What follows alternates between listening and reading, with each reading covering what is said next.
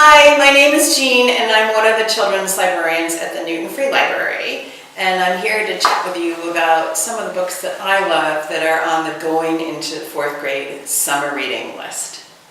And there are 2 graphic novels I want to chat with you about specifically.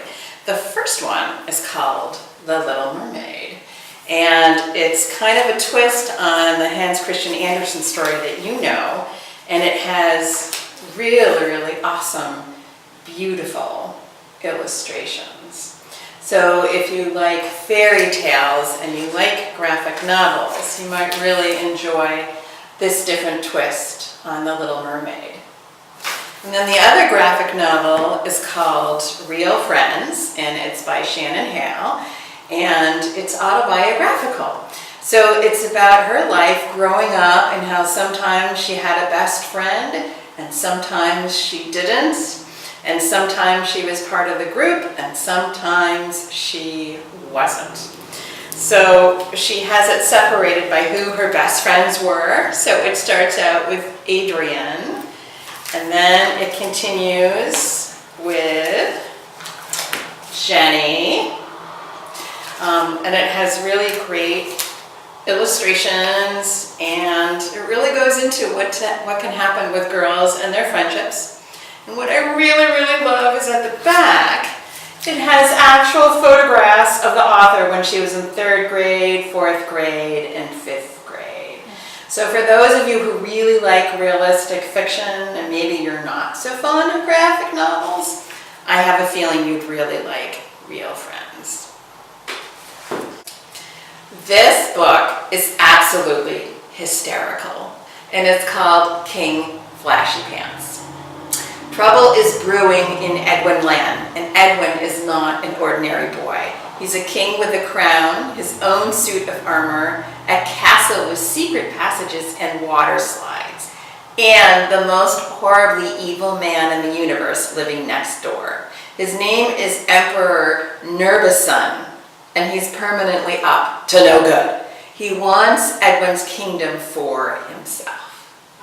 So this book is chock full of awesome illustrations, and it has an awesome map at the beginning, so you get a sense of the setting and what's going on in the kingdom.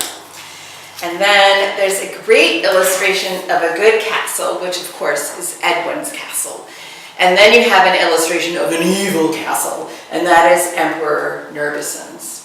So for those of you who like the Dork Diaries and you like hybrid books where it's half prose and half illustrations, you would really like King Flashy Pants. And it's so funny that it would be a great read aloud for the whole family. The next book is Samanthas Spinner and the Super Secret Plans. So for Samantha, life just isn't fair. Her Uncle Paul disappeared, and here's what he left. Samantha's sister got a check for $2,400,000,000. Her brother got the New York Yankees. Now I know it would be better if he got the Sox, but in this book he got the Yankees. And all Samantha got was a rusty red umbrella with a tag hanging off its worn handle. And the tag says, "Watch out for the rain." Well, one day, Samantha and her brother are looking at the map. She squinted to focus on what she was seeing, and to her surprise, her brother was right. There was a pattern on the inside of the umbrella.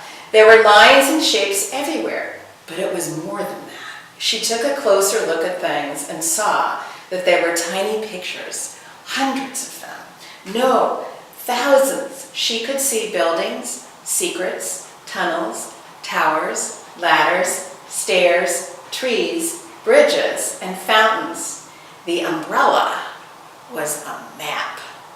She recognized some of the drawings. There was the Eiffel Tower, there was the White House, there was a castle, and an elephant. So this umbrella is actually a pretty amazing item. And it turns out that RAIN stands for the Royal Academy of International Ninjas. So these ninjas are involved in a lot of art robberies and bank heists, and they might just be after this umbrella. So scattered throughout the book are little bits about things that are on the map. So this is about the very high-speed railways in the United States that connects everything. And there's also codes all throughout the book.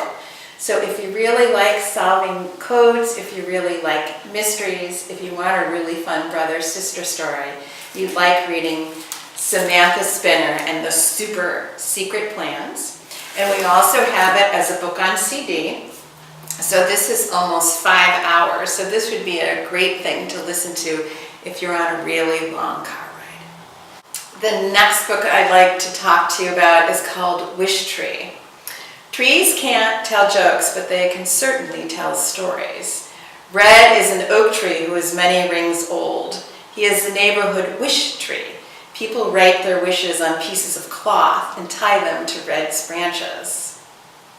So he watches over the neighborhood, and you can say that he's seen it all. But then a new family moves in, and not everyone is welcoming.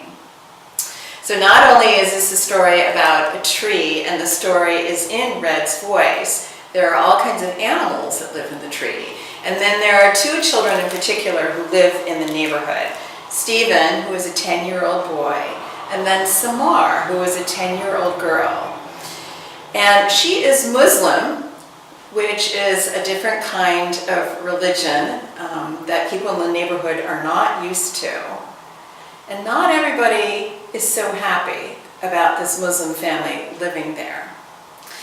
So the tree looks like this when people have tied all their wishes on it. But then one day, this is what happens to the tree. Somebody writes on it, "Leave." So this is a story about what happens with Red and the 2 children, and it's called Wish Tree. So another book I'd like to chat with you about is a pup called Trouble. And Pup is actually not a dog, he's a coyote pup, and he runs away from the forest where he lives in New Jersey. And he ends up in the back of a pickup truck, which goes all the way into New York City for a farmer's market. And Pup gets out of the pickup truck and then wanders into New York City and gets on a subway. And he escapes from the subway and somehow lands in Central Park. Well, luckily, there are some friends there that help him survive in Central Park. There's a crow and a possum, a poodle, an owl, and a fox. So he lives in Central Park for a little while, but some people realize that there's a coyote living in the park. And people in New York City do not want a coyote in the park. So what is going to happen to Pup? To find out, you should read A Pup Called Trouble.